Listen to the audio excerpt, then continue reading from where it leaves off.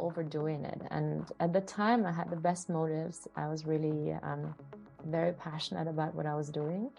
And my former partner is also a very driven individual. So we were kind of pushing each other forward. And at one point I just realized that I could not continue like that, because my body started to communicate to me that it was enough and that rest was needed. That it was pretty much like telling me to slow down, and I was not listening. So I was continuing to do the same thing. I had like super long days, sometimes 16-hour long days, and I was taking no days off. I guess it also is linked to the working culture and working ethic in my family, which was really glorifying busyness and glorifying hard work, and that's great in many ways. But I think that it's also important that we teach our kids that rest is necessary. Like even a machine cannot go on forever.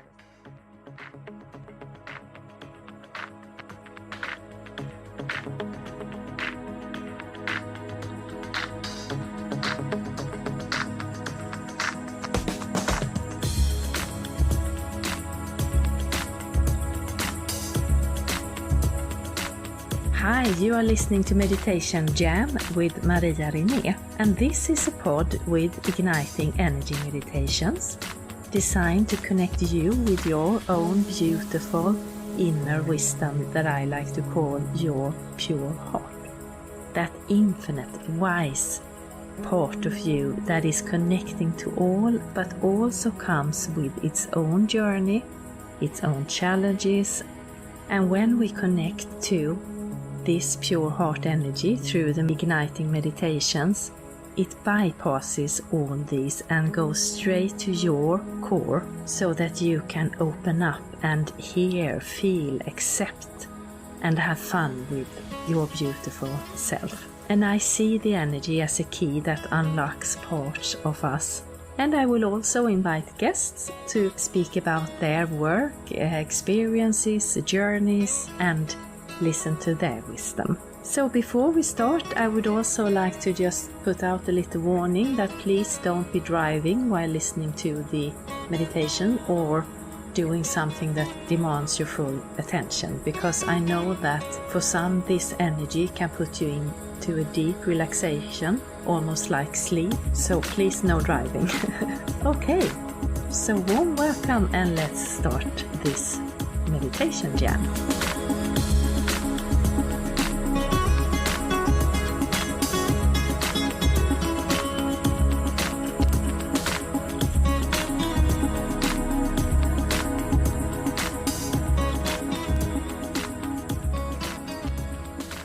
So today I am so happy to share with you this warm and beautiful talk that I had with Elena Mironov. And Elena has a lot of things going on, both in her days and in her background. So she is a trained psychologist. She is also a trained yoga and meditation teacher. She is a composer. She is a singer and has released 2 albums, also composing for others. And she is organizing beautiful yoga and meditation retreats all around the world. She has been featured in a lot of magazines like Yoga Journal, Vogue, and some other beautiful magazines. And right now she's combining her tools as a psychologist and all her yoga and meditation tools into a sleep therapy practice. So a lot of beautiful tools to share, and right now her yoga training is focused on Yoga Nidra, and she is holding courses for meditation teachers to spread these beautiful tools further. So we are going to talk about her work and her journey and how she went from being burned out to finding her way back to celebrate life. So I'm really happy to introduce to you, warm welcome, Elena Mironov. So, warm welcome, Elena. How are you? Thank you. I'm really good. Thank you so much for having me. Yeah, I'm so happy to have you here. And where are you situated? I'm situated just outside Zurich in Switzerland. Lovely. And what's the weather for you today? It's very gray and it's a little bit overcast. And it's that kind of a weather that reminds me of Stockholm. Oh. And that invites me to kind of stay in this cocoon of coziness with candles and a lot of work that normally you postpone for a day like that. And you're not you're not very drawn outside. You're not tempted No. to get done.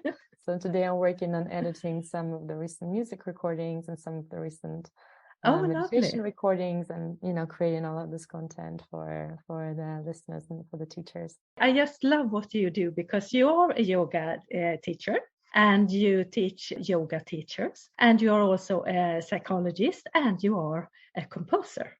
Correct. So let's just start from the beginning. What should we start with? The yoga? You started really young, or did you start maybe with the music first? With music, yeah. That has been a part of my life as long as I remember myself. So that was a bit of an obsession as I was a child, actually. So it started when I was around 4. My parents were a little bit worried about that because I was completely obsessed about anything to do with pianos. Oh. Yeah, they took their time before signing me up for classes. So they really wanted to make sure that I'm dedicated, and they kept putting me through a lot of tests to show how committed I was to music. Yeah. So it wasn't an easy journey. They always wanted to see that it's not like a temporary interest, but something that I wanted to continue showing up for. So music started really early. I started with classes when I was, I think, 6 or 7 years old. Yeah. Still taking classes, both giving and taking classes these days, but still on and that journey. Is it mainly piano, or do you have you spread out to further instruments, or maybe singing as well? Yeah, both actually. Yeah. I did a vocal academy in Copenhagen many years ago. So this is a part of my formal training. And at this point, I work primarily with piano, but I also create music for strings. So I write for different string instruments, even though I don't play them, but I write for them. And I do use the voice as well when I perform and sometimes when I write. Beautiful. And I know that you have released 2 albums. 2, and the third one is very actively in the making right now. So yesterday was a full studio day, and I'm going back to the studio again soon. So these days is all about putting together the music that has been kind of brewing for a period of time. I've taken a break from writing for a couple of years, but I realized that I can't really take a break from writing because I continue to do that. Yeah. So I feel like it's fair to also share this with others, and feels like some of the listeners are putting a bit of pressure now to come up with new things. Yeah. And it might be a good thing. And so you start with music, but then how do you start with yoga? Because you start really early with Correct. Yeah. I was I think 12 or 13 when I started with yoga, and the reason why I came to that is because I injured my back while skiing, and actually there was quite a lot of pain that I was living with, and other treatment modalities like physiotherapy, for example, weren't really making a difference. So I just remember being very young and still having to go through this ordeal dealing with pain. And I was a very curious kid, so I was trying a lot of things. And I just remember signing up for a yoga class in my local community center. So at that point, I was taking a photography workshop there, but the teacher that I had shared with me that they're starting the yoga class, and I was really curious. So I thought, I'm going to give it a try. And I didn't even think that it would have an effect on my back situation, but it did. And honestly, it removed a pain for many days after I had classes there. And I very quickly realized that it was great for my posture, it was great for my confidence, and also helped me work with quite a lot of stress that I was experiencing as a school kid, actually. Yeah, of course, yeah. Yeah, and during that time, I just felt it was so much pressure, it was so much stress to deal with, that yoga and meditation were the tools that I was using in order to kind of, at that point, escape the stressful situations. But then I realized that it was not only an escape strategy, but it also gave me some of the tools that I could use on my own as well. So very fast, it kind of became that part of my lifestyle that helped me to get through the school years and the university time without losing myself. Mm-hmm. And I know that in Sweden, there are some schools there, and I'm sure in other countries as well, that are starting to add playful meditation time or a little bit of yoga in the gymnastic lessons. And I think it's so good because it's so important with this busy day that we all have to have those calm moments. And I'm sure all the parents are really happy when their kids also become a little bit calmer and release that stress. Exactly. And that's a tool that they get so early on that they can really hone and integrate into their lives. I feel like it's a tremendous gift to get introduced to that really early on in your life. These are some of the things that I feel belong pretty much like in every person's life, regardless of how spiritual or non-spiritual we are. I just think that, some of the basic mindfulness principles are just so fundamental for our mental well-being. Just that moment when you become aware of how busy your mind is.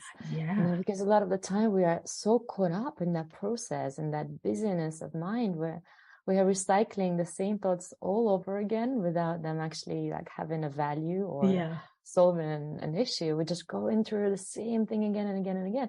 And I feel like with meditation and mindfulness, we can at least zoom out for a moment and become conscious of what we're doing. Right? Exactly. I think that's the thing that of course my mind is buzzing at times as well, but then I find myself noticing that and I can hone it back. And before maybe I would just spin off. Exactly. So you are starting your yoga, and when do you get into teaching yoga? And what yoga practice was the first one? Well, actually, I started teaching very early as well. I was 21 when I started teaching. And the first couple of years, it was actually my way of giving back. So I remember like the first year of teaching, I was actually offering the classes in the same community center where I started as my way of returning what I have received from the community. It was never really my plan to be a yoga teacher at all.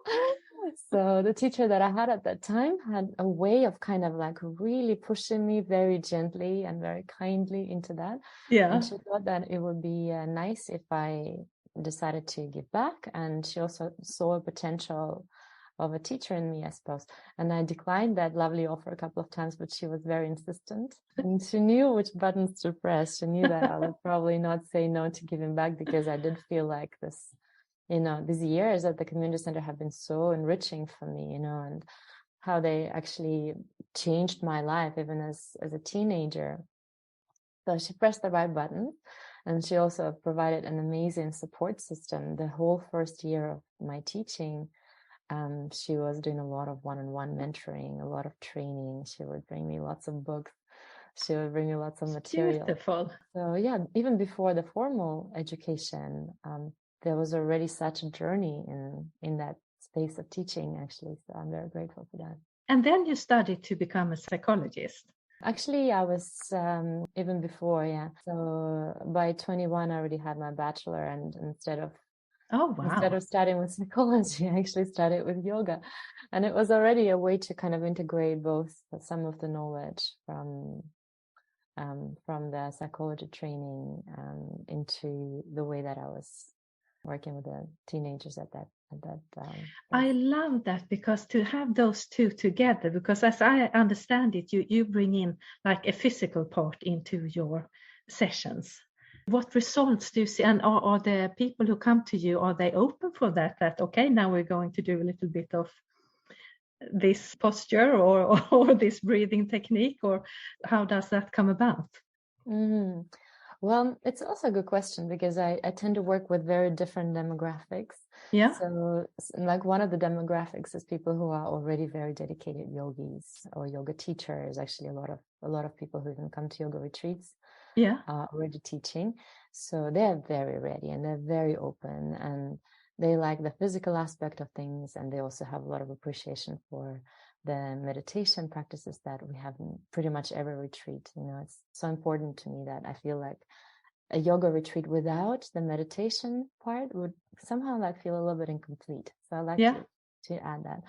But the other demographic that I tend to work with are people who have either a psychological challenge or a crisis, sometimes a psychiatric diagnosis, so different challenges in their lives. And a lot of the time they're open to holistic methods of treatment, but not all of them have a yoga experience. So there we usually start with practices like breath work and, the tools which are somehow like in that space between psychology and yoga. So there are quite a lot of tools that have been demonstrated to be efficient by psychologists, like certain breath work techniques that help to shift the nervous system from the sympathetic activation and move us into parasympathetic state.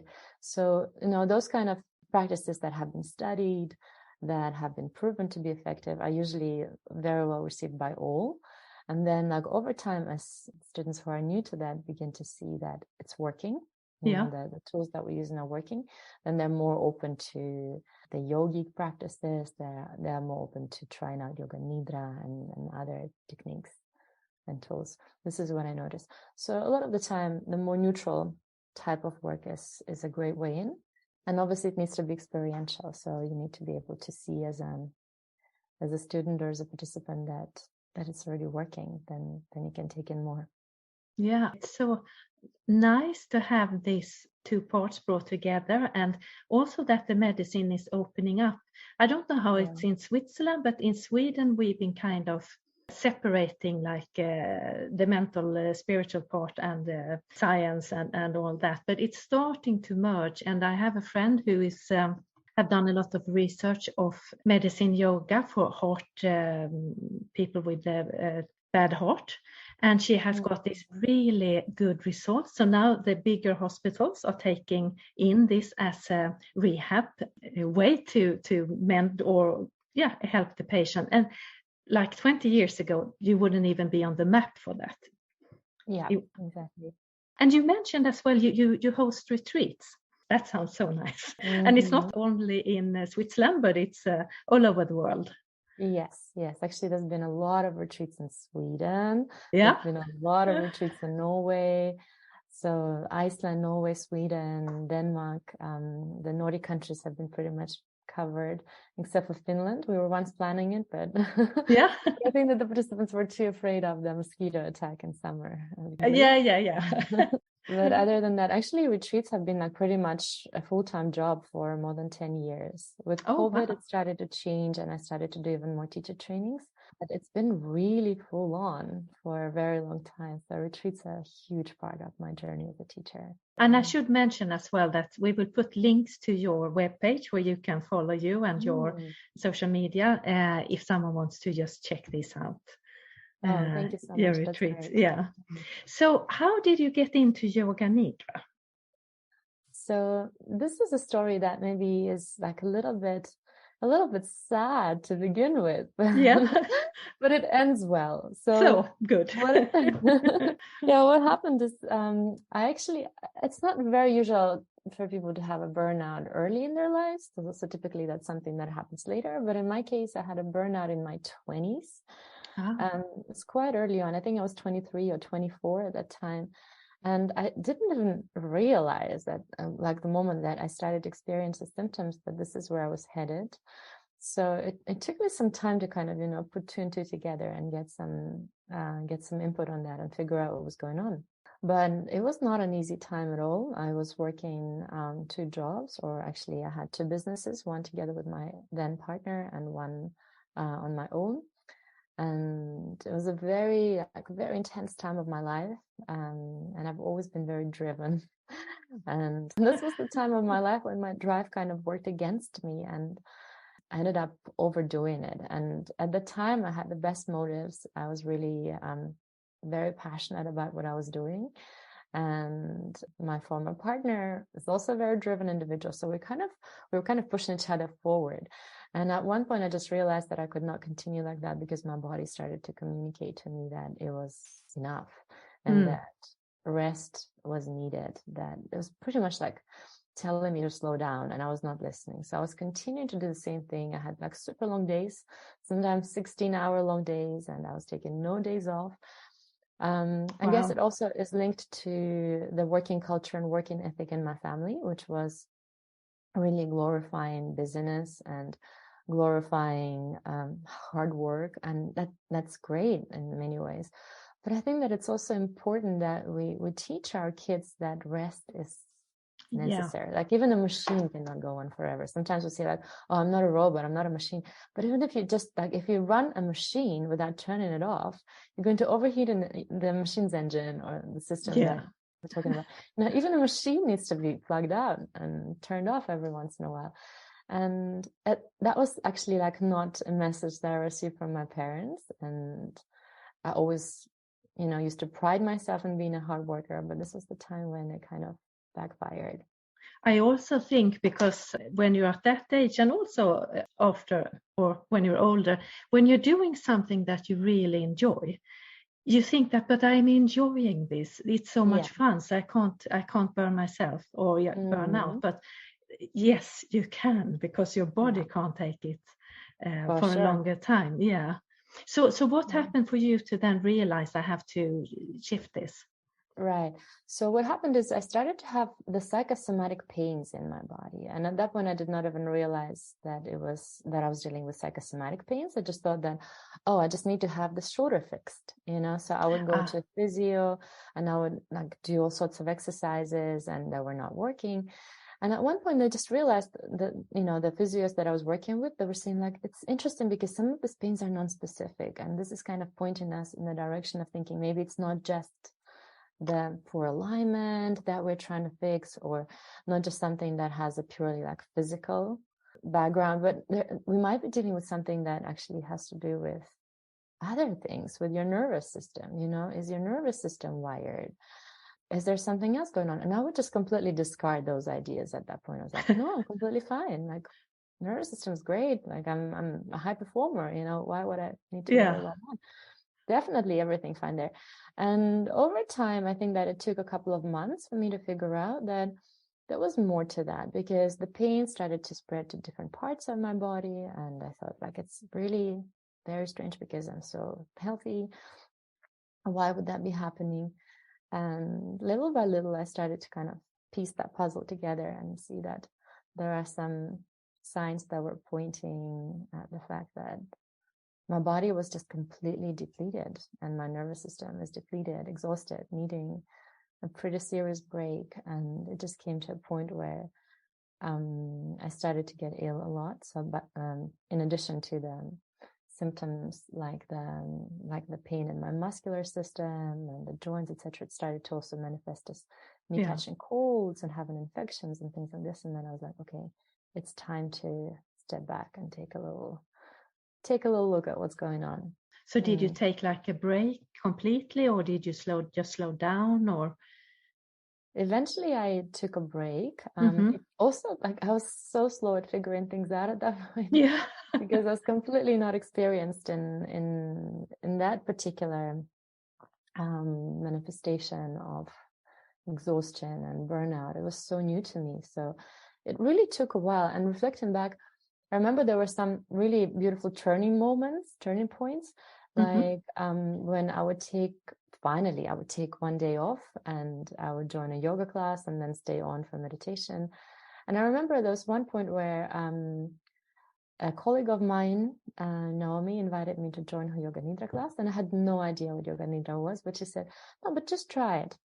Just be open to that. And that changed something, completely changed something in my perception. I just remember I walked out and I felt like someone pressed a reset button in my nervous system. Like all of a sudden the anxiety was gone, that survival mode was not as relevant, because I think that it was not just passion that was driving me, but also that kind of, I was existing in a survival mode because we were trying to make these two companies work. And it was during a very difficult financial time, like economically, these were very difficult times to kind of set anything into motion.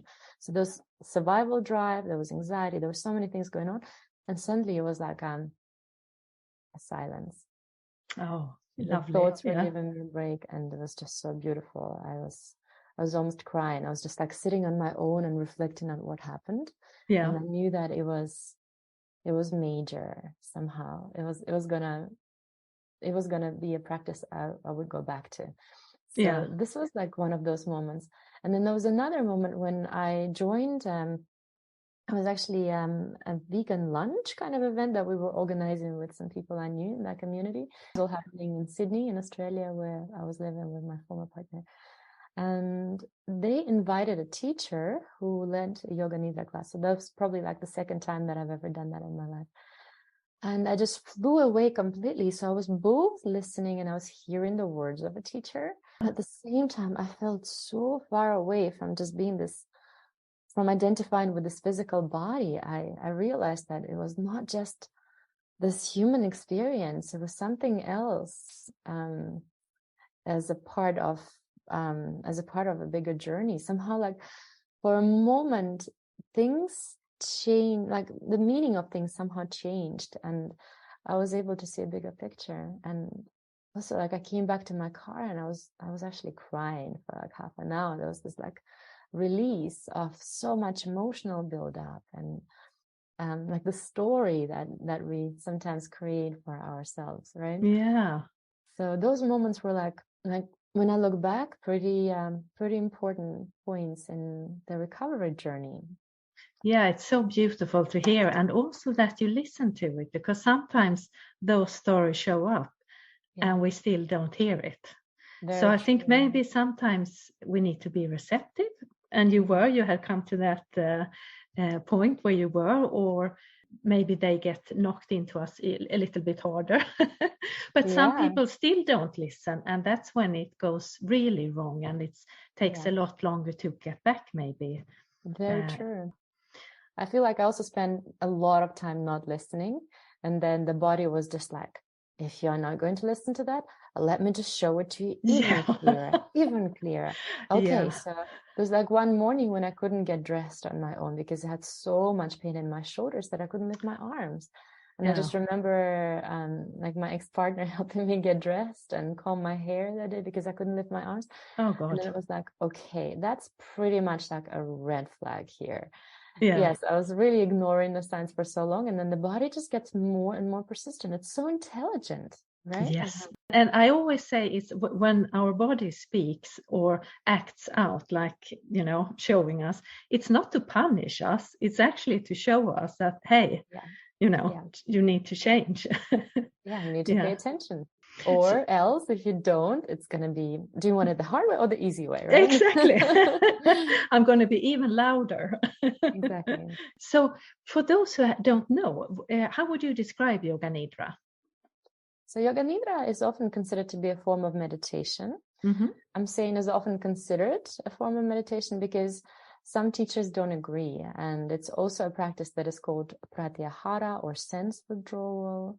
It's also a practice of self-realization. There's a part called sankalpa when you create an intention that helps you realize yourself as a human, that helps you realize your full potential. So there are multiple ways to actually define and describe that. But I would say, like from the experiential perspective, it's probably closest to meditation. It takes you into a very meditative state and sometimes even fall asleep. However, like if you look at the brain scan of people practicing meditation versus brain scans of people practicing Yoga Nidra, the signature brainwave pattern is actually very different. In what way? Is it more active or more calm, or is it... That's a great question. So if you, of course, I haven't looked at the brain scans of every type of people practicing like every type of meditation. Yeah. I've looked at some brain scans from the Buddhist monks who are practicing, for example, metta or loving kindness meditation. Mm-hmm. We have quite a lot of data from American universities who have been putting the Buddhist monks into the brain scanning machines, into the MRI machines, for example, and observing what happens to the brains when they're practicing. And so what they found out is that a lot of the time when, for example, loving kindness meditation is practiced, the brain wave frequency goes up. So they tend to experience what is called gamma waves, or like super high frequency brain waves. Yeah. And this kind of brain waves are also observed in people who are at the top of their game as elite sportsmen or prodigy musicians, for example, or people in a state of flow. Yeah. So it's actually going really, really high up in the hertz, like very high frequency. And in Yoga Nidra, we see the opposite. So going from the beta brain waves of day-to-day functioning, the brain waves begin to gradually slow down and descend, first of all into alpha, then into theta, and then in some cases even into delta, which are the brain waves that correlate with the deepest form of sleep. So it's a very interesting trajectory and quite different from other forms of mindfulness meditation. I love that we have the science to kind of see this, and also that because, I mean, as you say, you can use meditation for so much. And so I have my energy meditations to help ignite and open and work with our energy within. And of course, they are relaxing. But if you want to go into a deep relaxation with that purpose to just do that, then I would say Yoga Nidra is beautiful, because then you really go deep, right into the relaxation purpose in a way. Mm-hmm. And how long do you do it? If you were to do it, is it like half an hour, or if you have a class, is it longer? Or it used to be like more rigid before. I would say that old masters like Swami Satchidananda Saraswati and other Yoga Nidra masters and yoga masters, they used to be like really particular about the length. But in the recent years, there's been so many studies on Yoga Nidra because it caught the interest of neuroscientists and some really famous ones as well, like Andrew Huberman, for example. And there's been a lot of new data that we've been receiving. So now we can see that both the short ones and the long ones can be very effective. And in some ways for different purposes, I would say. So before, it was always a practice that would be used to kind of practice consciousness and stay aware and awake. But now Yoga Nidra is also used for inducing sleep, because now we have the data that shows that it can be very effective for people with insomnia, for example. So the shorter practices can be like a really nice, quick reset for the nervous system. Actually, I just made one for the nervous system recently, and I love all of the feedback. That's a shorter practice, which is maybe about 15, 18 minutes long. Yeah. But, it's easy to fit into your day, and it does actually reset the brain and the nervous system very nicely. And then there are some, and then there are some long practices that can be great for those who are suffering from insomnia, or if you have like a really, really busy mind, or something's going on that is, creating that kind of emotional unrest or turbulence. And you need to really take the time to slow things down, to kind of shift gears a little bit. So there, I would say a longer practice could be great. My favorite length is maybe about 25 minutes, because it still fits in the middle of the day, and it's not too short. So it kind of feels like I get 2 days out of one, because when I get tired after morning hours of work around lunchtime, I take that, and it feels even more powerful than taking a nap sometimes. I know you said, we talked a little bit before, that you also use this as a sleep therapist, and I'm sure you use this Yoga Nidra in that as well. Yeah, I do. And here as well, we can actually be very creative in the strategy, because, the person is already really sleep deprived, or has been struggling with this for a long time. We can use Yoga Nidra to, even in the morning after a turbulent night, to actually get the energy for the entire day. So that way they can get through the day or through half of the day, and then maybe do a little one in the afternoon. So not only the sleep-inducing practice, but it can also be something that actually is solving the energy lack issue during the day. So it can actually be super, super helpful.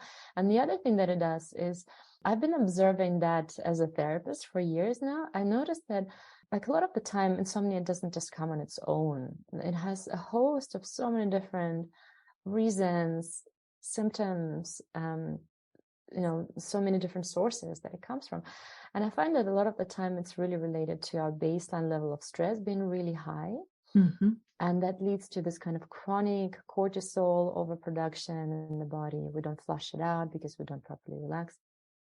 And then it kind of, perpetuates the problem, and when the chronic level of stress is pretty high to begin with, then it's difficult for us to just go to bed in the evening and suddenly get it down, even with a meditation practice. So here I would say, like, taking a little break during the day and really working on that baseline level of stress is also something where Yoga Nidra can be very useful, because then, you don't go into this overdrive of you keep yourself on a more leveled plane. Or exactly. Then it's easier to self-regulate and self-soothe later on. Oh, I love that. And also every month I take taps on the energy to come, my way of interpreting it. And for December, actually, I got this like really strong message that it's so important to connect with peace. And of course it's always, but we also know that December can be a bit of we have to get everything done before the end of the year, and we have to enjoy ourselves, and we have to make it cozy, and so all much of this pressure, right? Even though it's a month of celebration, right? Yeah. So there's even a pressure to celebrate. Yeah, exactly. So I'm thinking that Yoga Nidra, I'm of course doing my meditations, but I feel like everything that can help with this is so good. So I absolutely do recommend anyone listening to have a look at your page and your Yoga Nidra practices, because I think you have it on your webpage somewhere. Is it on Spotify or SoundCloud or both? Yes, all over. Yeah. On my website they can even download the high quality track for free, for example. Oh, lovely. It's a lot of free resources that I'm creating for those in need. And in my own experience, it's just been such a big part of my recovery that I want to give back, and I really enjoy receiving the feedback and hearing how it's been helpful. Yeah, and I mean, I always say it's also like a win-win for everybody, because when you get peaceful, then you spread that around, and then the more of us that could, stay in that vibe, the better it is for everyone. So yeah, it's a win-win. Mm-hmm. Yeah. It's a ripple effect, I think. The more we benefit from that ourselves, the more others see us being different. I think that we can talk all we want about things that we feel are working, but the best testimony is how we are, like how we show up, right? That is so true. I also know that you are teaching the teachers or training the teachers, and you have an event coming up for January for that. Mm-hmm. Actually, it's going to be a new training group for teachers.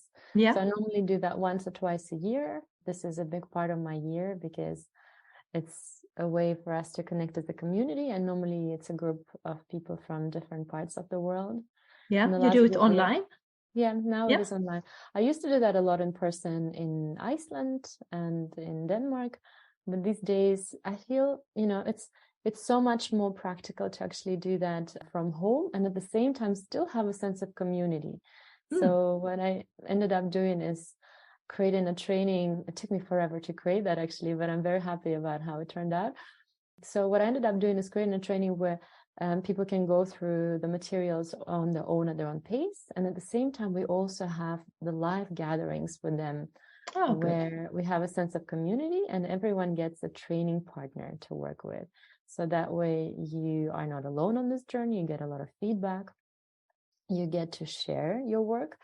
You get to do all the things that help you get the experience before you start to teach that in the real world. And that way it kind of reduces the pressure and the stress. There's a lot of interaction as a part of that. And I love that. And I love how people connect, and I love how people end up creating projects together or collaborations together. Yeah. So it becomes much more than, a course that is anonymous, that doesn't require that you show up. So here you definitely have to show up. You definitely have to create your own scripts, to create your own practices, to share them with others, and also offer others feedback on their work. And that becomes a community event as opposed to something anonymous. Oh, that's lovely. And for anyone who wants to join, do you have to have this background or be in this advanced level, or can anyone join this to become a teacher? So you can actually join even if you don't have a background in that. So some of the participants were just very interested in Yoga Nidra, or received a lot of benefit personally, and they wanted to know more.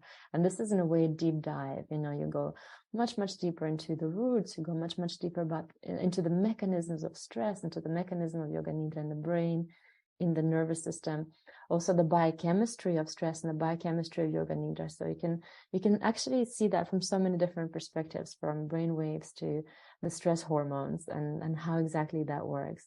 And then you get a very rich practical toolkit that helps you integrate that into your work. And so we've had therapists taking that. We've had teachers, including school teachers, take the training. Oh. We had people from different walks of life. And of course, there's also a lot of yoga teachers who do that. So for those who need the professional credits, this is also a course that is accredited by the Yoga Alliance. So you get a lot of points from them. But if it's not something that you need to do professionally, but you're only doing that for your own knowledge, that's of course an option as well. Yeah. Sounds really nice. So you just don't need to practice with your training partners and do assignments if you're only doing this for yourself, which is a benefit if it's just for your own knowledge. But if you intend to teach that, then you get a very rich foundation and experience for teaching too. It's so interesting. I could talk to you for such a long time, so we have to have another episode later on. But before we end, I have 3 questions that I ask all my guests. Going through this that you have, I'm thinking hitting that wall of exhaustion and everything. What's the most positive thing you take with you from that journey? I love that question. Well, first of all, I like that mindset to begin with. I like that you don't linger just on the negative, Maria, but that you actually see everything as a learning experience. I would say this was first of all awareness and learning to listen to myself. And I think this is such an important thing that we underestimate. You know, a lot of the time we just function on autopilot, which I did too.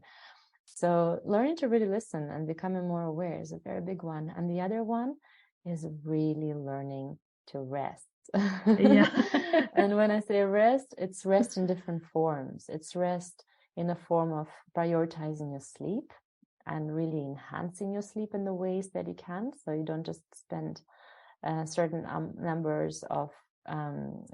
of hours in bed tossing and turning, but you actually really get the rest out of your sleep. You really feel replenished. And there's a big distinction between the quality of sleep that we get on average as opposed to what we get out of really good sleep when we have that proper slow down time before we go to bed, when we let ourselves like really savor and enjoy sleep and really take that as an important part of our lives.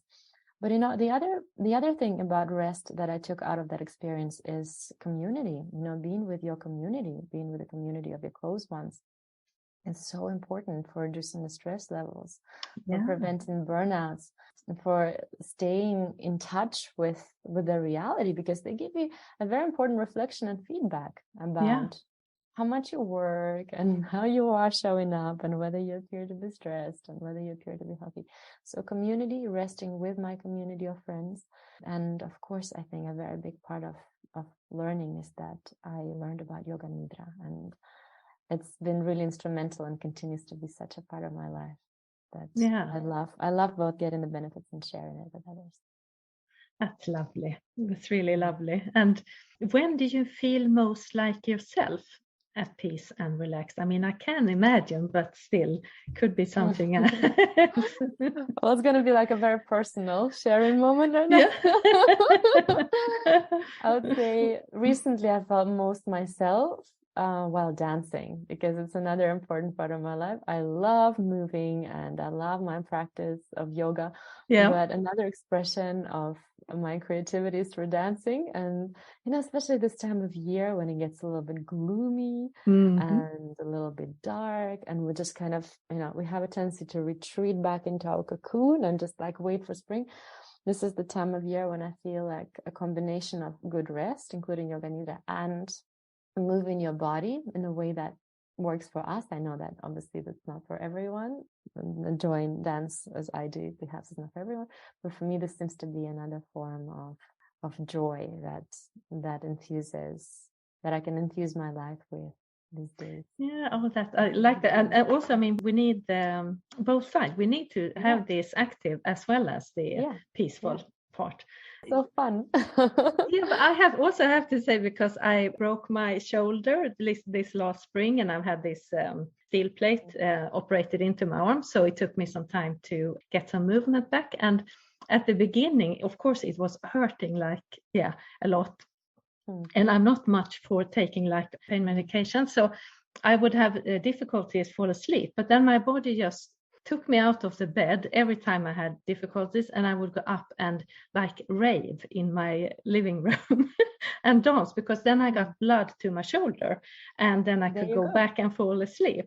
So after that, it's like now I'm I'd love to see that. Yeah, exactly. It's like if someone passed here 4 a.m, it's like, yeah.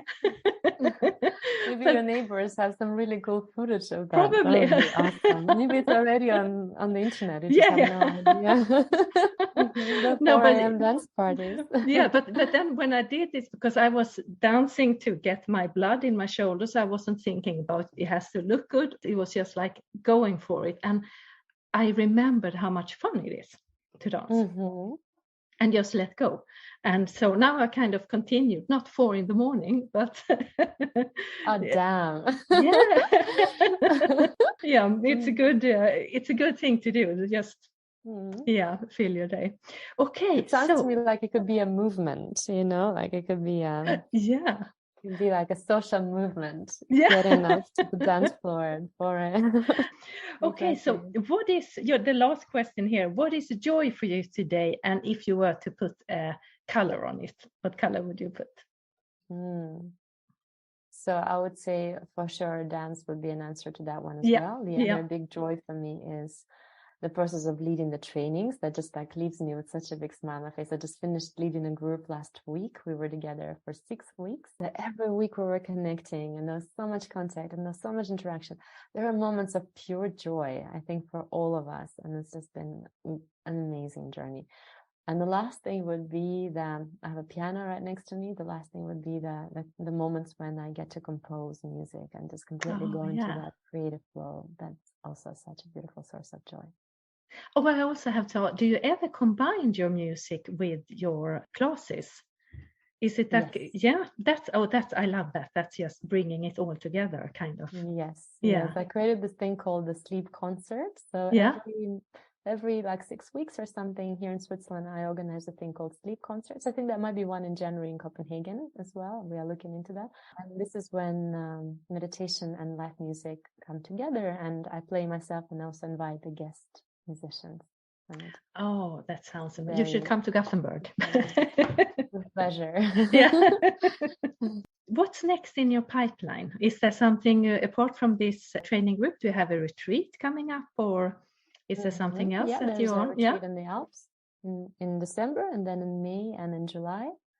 In December, I'm also opening a course on myofascial release, which helps to relax the tension in the body.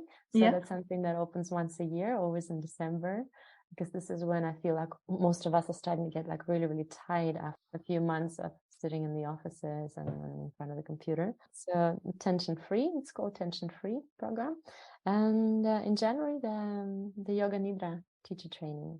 And hopefully, if everything works out in January, there's also going to be a Copenhagen city retreat the second weekend of January, from the 13th to the 15th of January. So if you feel like a little city trip with yoga and Yoga Nidra, you're very welcome. Oh yeah, lovely. It's not so far from you. Oh, this has been really, really lovely, and I'm so happy that you joined and took your time. And as I said, I will put the links below, and I would love to talk to you later on as well, because there's so much to get into in this subject, I feel.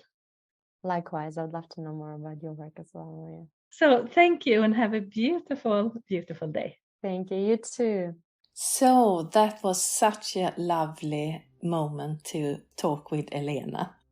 I really hope you enjoyed it as well. And again, you find her links below in the text for this pod. And now let's get into today's igniting energy meditation. So please get seated with your back straight, your palms up, or if you're lying down, your palms up. Close your eyes and let's do some meditation jam. Welcome. Let's start by taking 3 deep breaths.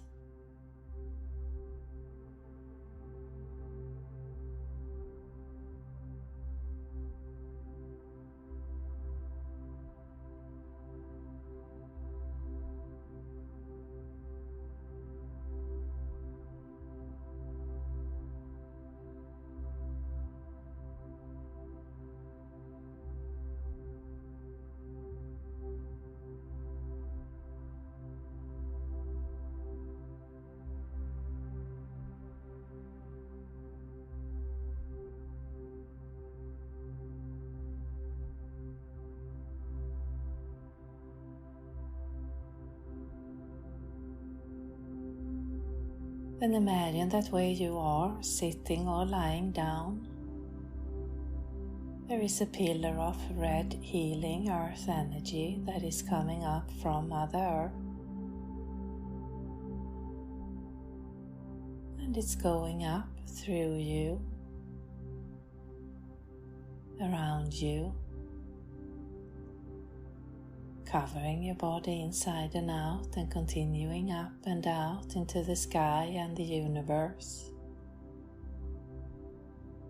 And we now have this red healing earth energy keeping us grounded on this journey. And imagine that there is a similar pillar of divine bright light, a universal energy that is coming from above, and it's going down through you, around you, covering your body inside and out and continuing down into Mother Earth. And we now have this universal energy keeping us balanced on this journey. And we take another deep breath.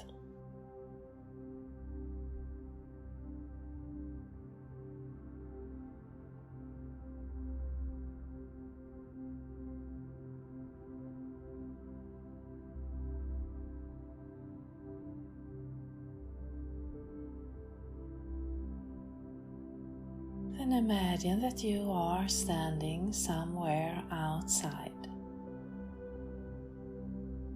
And it is a windy day, and there is a lot going on all around you. Maybe there is a bit of a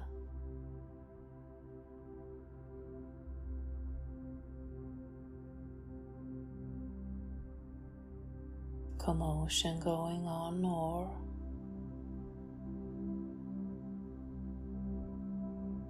a stressful vibration.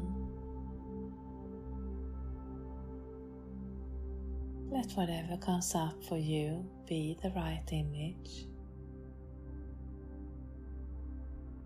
But where you are standing, or seeing yourself, there is a sphere of calm and peaceful energy that is starting at the center of your chest, your heart chakra, and spreading out throughout your body.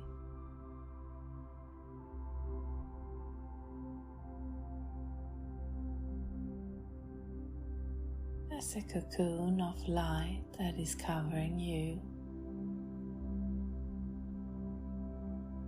and within this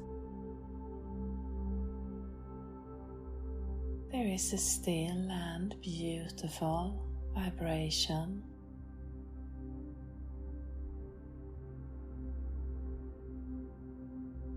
And you feel relaxed, at ease, clear,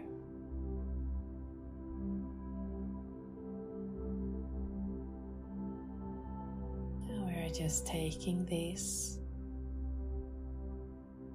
beautiful still and expanding energy in a bit further.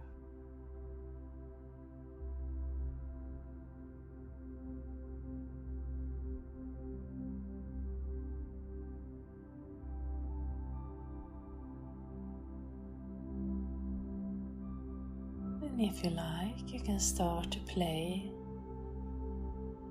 with this energy, see how it's moving out further from you and how it calms this busy surrounding. without you having to do anything other than stay in this peaceful and quiet vibration, just observing as you expand this light out to the surrounding.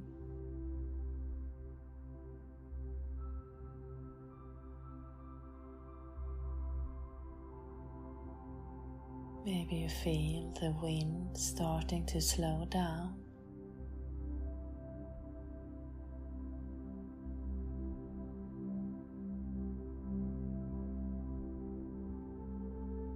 And what seemed like maybe a stressful or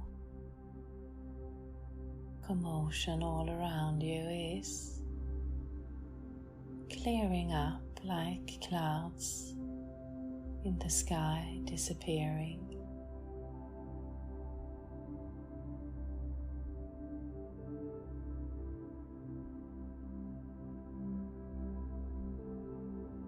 And instead of experiencing this whirlwind of action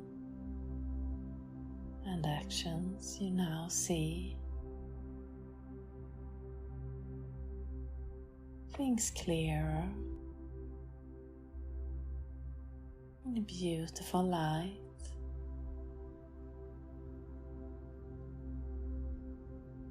And it's a calm and comfortable environment.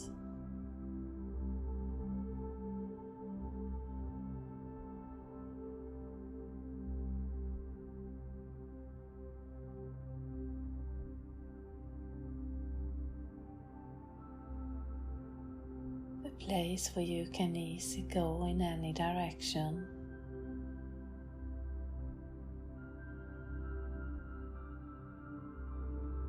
Without being caught up or attached to something outside of yourself.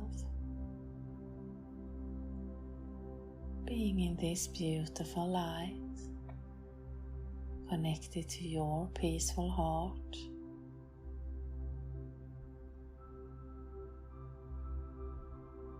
You are facing the day,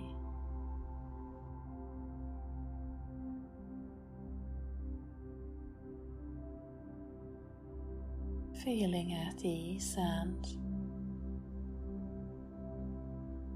maybe even a bit excited, grateful,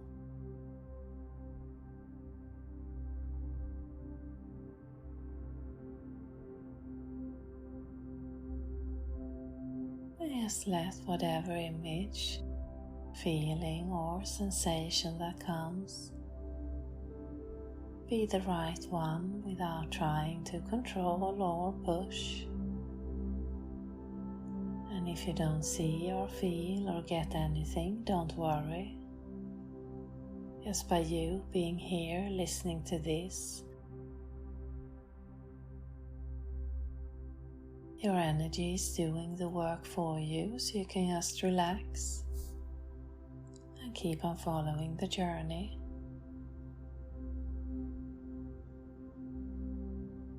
In this lovely, relaxing mode.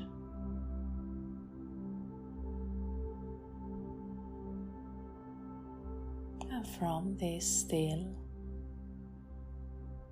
beautiful energy,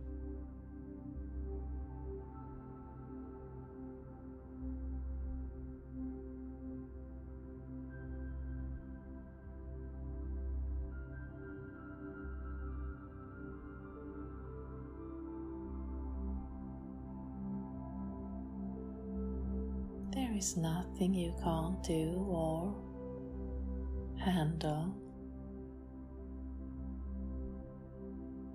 and still feel confident and relaxed.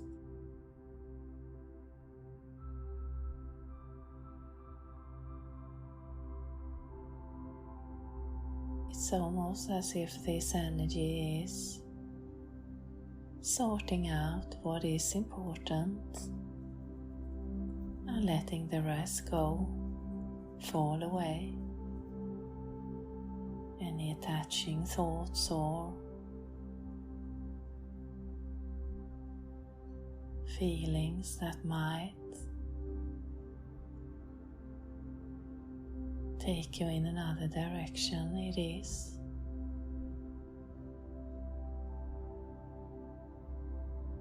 falling away from this strong, beautiful energy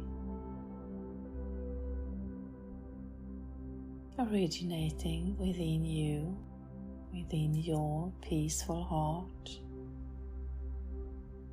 and spreading out.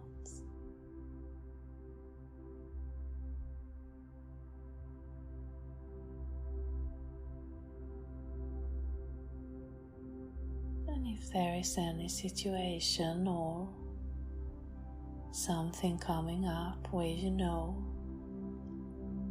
you would like this energy to be with you,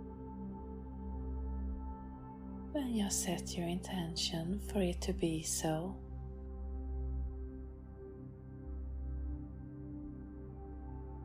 And maybe see yourself in that situation, or maybe it's a thought pattern that you like to shift. Add it to this light and see it change.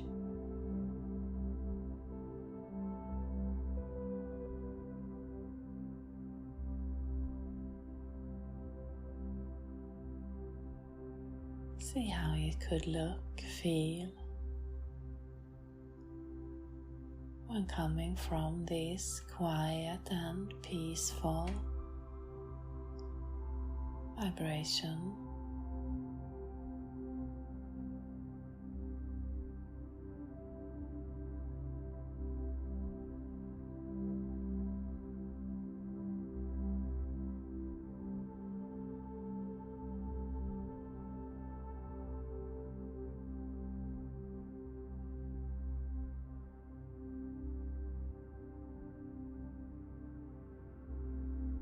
Now we take another deep breath.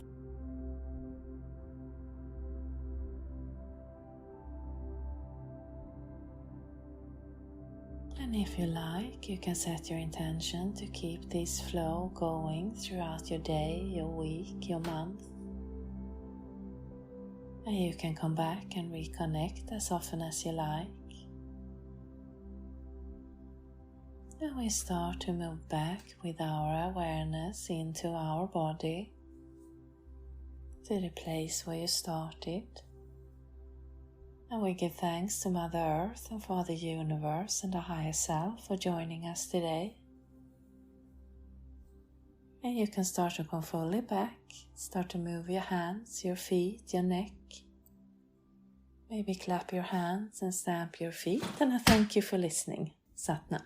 So warm welcome back from that really beautiful and peaceful energy. And I love that we went straight into our own source, our heart chakra, and just allowed that light, that vibration that we carry with us all the time, and that is connected to everything, to just expand and in a way hold us like a cocoon of beautiful, peaceful energy.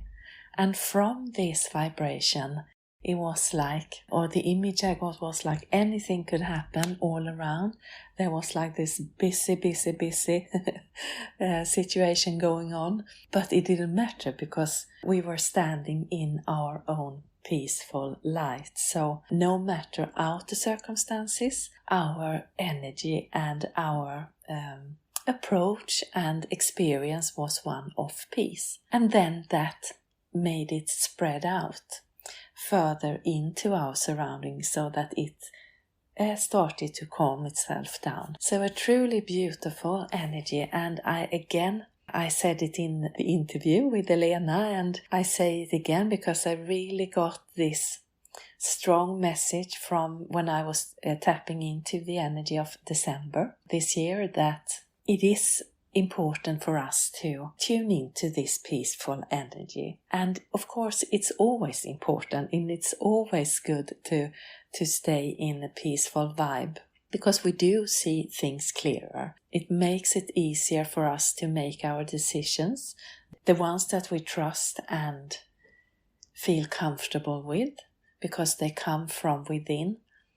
So that is of course always important, but what I got from the channeled message for the month was it's even more important this month. So there is a shift happening. There is something going on in the energetic realms that is asking us to pay extra attention to our own inner peace. And when we do that, of course, that is spread out like this wave of light and energy, and moving into maybe situations and people that is having a harder time to connect to this energy.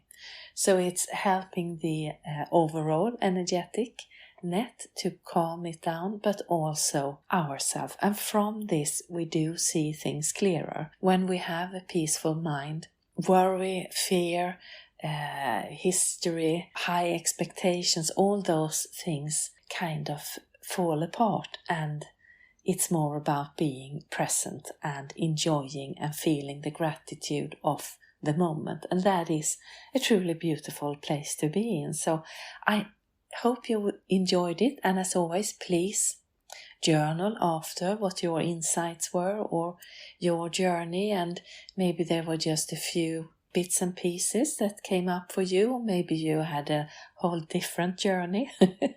The energy that I am translating is my interpretation, the words, and you could have your, but no matter what interpretation in the words, the energetic journey is the same. So the words are more something for our mind to lean into and get an understanding, so that it's easier for it to trust what we are doing. And since I got this message of the importance of staying peaceful this month, I have this offer for you to have your own Pure Heart Ignition, where I tune into your energy, record it. It's about 20 to 30 minutes. I do it from a distance, and all you have to do is schedule your appointment, your time, and at that time I will tune in and then record it, send it to you as an MP3 for you to listen, but the peaceful activation starts already when I am connecting to your beautiful pure heart, to tune it into that peaceful, lovely vibration. And it could be because you know that this is a stressful month, we have to finish all the things, there is a lot of celebration going on, there is all these expectations going on. So it could be that you want to tune into that peaceful energy so that you really enjoy and stay present and mindful and appreciative throughout the month, but also to see things clearer, and as we move through this shift to stay in that peaceful vibration and spread it. And it could also be to just have for you to relax throughout the days, go even deeper into your beautiful heart connection. So the purpose of the Peaceful December Shift Your Energy Ignition is to tune into your peaceful vibration and bring that forth. But of course, I will be communicating with your heart, so if there is something else coming up, then something else is coming up.